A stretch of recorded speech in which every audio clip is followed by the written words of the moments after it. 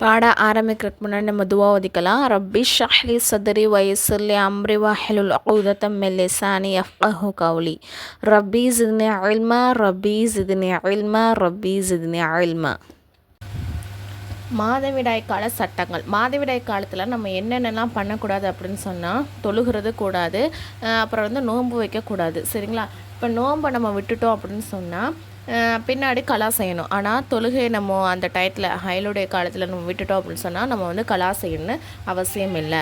சரிங்களா? இப்போ வந்து நம்மளுக்கு ஒரு 7 நாள் 10 நாள் ஹயலுடைய நாட்கள் வருது. அப்போ அதுவரை நம்ம தொழாமல் இந்த மாதிரி இருந்துட்டோம் அப்படின்னு சொன்னால் அதுக்கப்புறம் வந்து நம்ம தொழுகை எடுத்தோன்னு நமக்கு அசால்ட்டு தனம் அதிகமாயிடணும் அப்படின்னு நம்ம ஃபீல் பண்ணோம் அப்படின்னு சொன்னால் நம்ம என்ன பண்ணலான்னா, அந்த டயத்தில் வந்து முசல்லா விரித்து தொழுகையோட டயத்தில் வந்து இஸ்திஃபார், சலவாத்து, தஸ்பி இந்த மாதிரி செஞ்சுக்கலாம் அப்படின்னு சொல்கிறாங்க. அப்புறம் வந்து மாதவிடாய் காலத்தில் என்ன பண்ணக்கூடாது, நம்ம சொன்னதான் நோன்பு வைக்கக்கூடாது, பின்னாடி கலா செய்யணும். அப்புறம் வந்து குரானை வந்து ஓதுவதும் உரையின்றி தொடுவதும் கூடாது.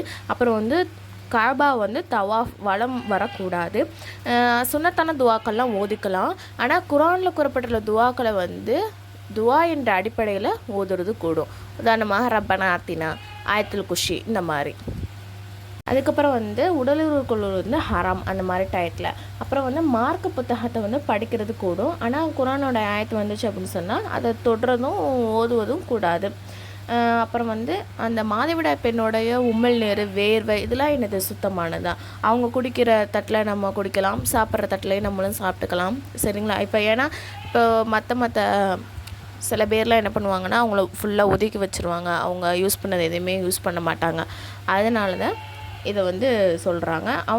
அவங்களுக்கு வரக்கூடிய அந்த மாதவிடாய் தான் அசுத்தமே தவிர அவங்களே அசுத்தம் கிடையாது. சரிங்களா? அவங்க பயன்படுத்தினதை நம்ம பயன்படுத்திக்கலாம். அதுக்கப்புறம் வந்து எச்சரிக்கை என்ன சொல்கிறாங்க அப்படின்னு சொன்னால், இப்போ நம்மளுக்கு வந்து 4 நாள் 5 நாள் வந்து டேட், அதாவது நம்மளுக்கு வழக்கமாக 7 நாள் வருதுன்னு வச்சுக்கோங்களேன். நம்மளுக்கு 4ஆவது நாள் 5ஆவது நாள் முடிஞ்சிருச்சு அப்படின்னு சொன்னால் நம்ம என்ன பண்ணணும், உடனே நம்ம வந்து குளித்து சுத்தமாயிடணும். அதை விட்டுட்டு எனக்கு எப்போதும் 7 நாள் தான் வரும் அப்படி சொல்லிட்டு நம்ம என்ன பண்ணக்கூடாது, அசால்ட்டாக அந்த 7ஆவது நாள் தான் குளிப்பாங்க சில பேர். அந்த மாதிரிலாம் பண்ணவே கூடாது. நமக்கு எப்போ டேட்டு முடிஞ்சிருச்சோ உடனே நம்ம வந்து குளித்து சுத்தமாயிடணும். அதுக்கப்புறம் வந்து இஸ்திஹாலாவுடைய ரத்தம் என்ன அப்படின்னு சொன்னால், இப்போ நம்மளுக்கு ஒரு காயம் ஏற்பட்டு அதுலேருந்து ரத்தம் வருது அப்படின்னு சொன்னால் அதனுடைய சட்டம் என்னவோ அதே சட்டம் தான் இஸ்திஹாலா. சரிங்களா? அது வந்து அசுத்தமான ரத்தமாக ஆகாது.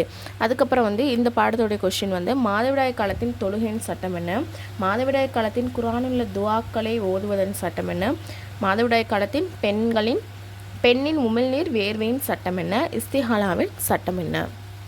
அடுத்த படம் வந்து பிரசவ தீட்டின் சட்டம். அதாவது பிரசவமானதுக்கப்புறம் வெளிவரக்கூடிய இரத்தத்திற்கு என்னது நிஃபாஸ் அப்படின்னு சொல்லப்படும். அந்த இரத்தம் வந்து 40 நாள். சரிங்களா? அதிகபட்ச கால அளவு 40 நாள். அதுக்கு குறைந்தபட்ச கால அளவுன்னு எதுவுமே கிடையாது. குழந்தை பெற்று அரை மணி நேரத்தில் ரத்தம் நின்றாலும் அவங்க வந்து தொழுக ஆரம்பிச்சிடலாம். சரிங்களா? ஆனால் அதிகபட்ச கால அளவு வந்து 40. சரிங்களா? இப்போ வந்து ஒரு பெண்ணுக்கு வந்து 40 நாட்களுக்கு முன்னதாகவே பிரசவ தீட்டு நின்றுச்சு. இப்போ 20 நாள்லேயே அவங்களுக்கு டேட் ஸ்டாப் ஆகிடுச்சு அப்படின்னு சொன்னால் அவங்க உடனே குளிச்சுட்டு சுத்தமாயிட்டு தொழுவ ஆரம்பிச்சிடணும்.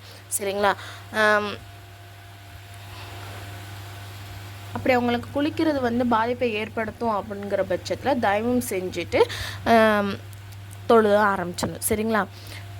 அப்புறம் வந்து ஒரு பெண்ணுக்கு வந்து பிரசவம் வந்து 40 நாளை விட அதிகமாக அதிகபட்ச கால அளவு 40 நாள் கொடுத்துருக்காங்க. அந்த 40 நாளை விட அதிகமாக அவங்களுக்கு போய்கிட்டு இருக்கு அப்படின்னு சொன்னால் அந்த 40 நாள் வரையும் தான் அவங்களுக்கு நிஃபாஸ். அதுக்கப்புறம் உள்ளது என்னது, இஸ்திஹாலாவுடைய ரத்தம்.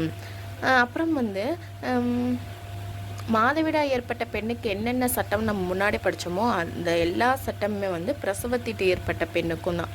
சரிங்களா? என்னது, தொழுகிறது, நோன்பு வைக்கிறது, தவாஃப் பண்ணுறது, அப்புறம் வந்து குர்ஆன் ஓதுறது, உடலுறவுக்குள்ள இதெல்லாம் என்ன பண்ணக்கூடாது, இந்த மாதிரி டயத்தில் வந்து பண்ணக்கூடாது. அதுக்கப்புறம் வந்து எச்சரிக்கையில் என்ன சொல்கிறாங்க அப்படி சொன்னால், இப்போ பொதுவாக வந்து ஒருத்தவங்க குழந்தை பெற்றுட்டாங்க அப்படின்னு சொன்னால் அவங்க 40 நாள் வரை என்ன பண்ணக்கூடாது, தொழுவக்கூடாது அப்படின்னு சொல்லிட்டு பொதுவாக ஒரு சட்டத்தை பெண்கள் வந்து உருவாக்கி வச்சுருக்காங்க. அப்படி கிடையாது. இப்போ வந்து ஒருத்தவங்களுக்கு 40 நாளைக்குள்ளேயே அவங்களுக்கு ரத்தம் நின்றுச்சு அப்படின்னு சொன்னால் உடனே அவங்க வந்து தொழுக ஆரம்பிச்சிடணும். சரிங்களா? அப்படி குளிக்க முடியாத பட்சத்தில் தயவு செஞ்சாத நம்ம தொழுதுறணும்னு சொல்கிறாங்க. இந்த பாடத்தோட கேள்வி, பிரசவத்தீட்டின் கால அளவு என்ன? பிரசவத்தீட்டு பெண்ணுக்கு சட்டம் என்ன? 40 நாட்களுக்கு முன்னரே இரத்தம் நின்றுவிட்டால் அதன் சட்டம் என்ன? ஃபர்தாவின் சட்டங்கள்.